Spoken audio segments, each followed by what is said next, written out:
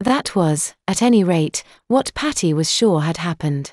She didn't know about the conversation at the time, of course, until that night, 5 years later, out in the snow in the middle of the forest.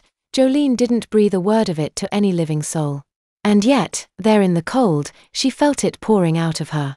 There wasn't much more that had happened during her time at the camp, she said, not until 3 nights later, when, she claimed, she had gotten into her car and drove off while everyone else awake sat huddled in the cafeteria, abandoning everyone she was meant to be looking after, a scaredy-cat through and through. Patty wasn't convinced. Jolene was a chicken. That much was sure. She remembered watching her from across the cafeteria as some of the girls from her cabin snuck up behind her while she was eating, unable to keep from laughing as she let out a blood-curdling shriek, usually spilling her drink across the table, just from a little boo. And, odd as it was, she couldn't say that her story had been as much of a surprise as it should have been. But there had been no escape from the camp that night, not so easily.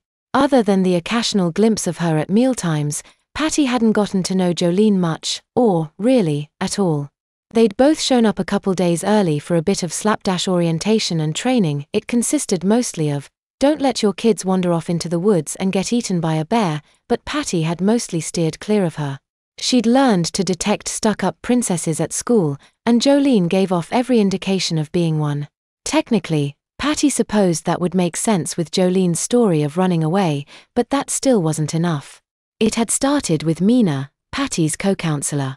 It was late, past when the kids were all meant to be asleep, but one of them just couldn't find her way off to Slumberland.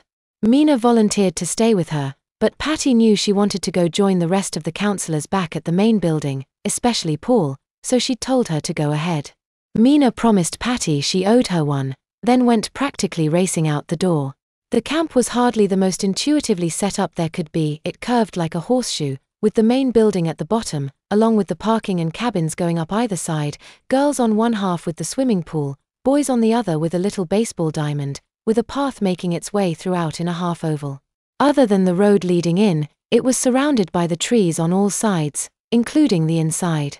Officially, they were supposed to follow the path whenever they wanted to go to the main building, but most of the counselors only did that when they had their kids with them.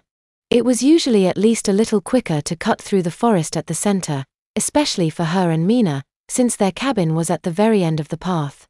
That was just what Patty did, once her charge had drifted off to sleep, and she'd made sure all the others were truly asleep as well, and not just pretending to get her out of the cabin for some kind of crazy 12-year-old party. The moon was full, hanging low over the trees, so she hadn't bothered to bring her flashlight along. She started to regret it as she made her way through the forest, weaving past the trees, dead leaves from the year before crunching slightly beneath her feet. She knew there wasn't really anything to worry about there, but that didn't make her feel any less paranoid. She'd made the trip every night, but every other night, Mina had been there with her. But that was just her acting silly, she told herself. If there really was something out there, even with 2 of them, they surely would have seen some sign of it by then. Surely.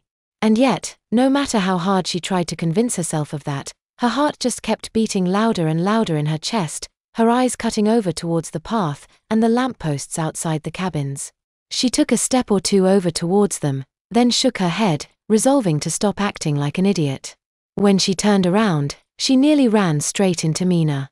She didn't recognize her at first, as she was used to staring at the other girl's face, rather than her pale stomach, almost glowing in the moonlight.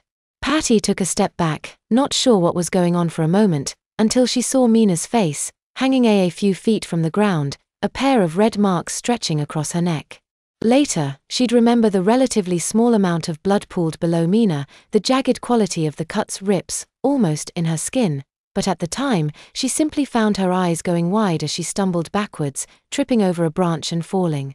She scrambled back up to her feet, running out towards the cabins, sure she felt someone there, trailing her, their hot breath right on her neck.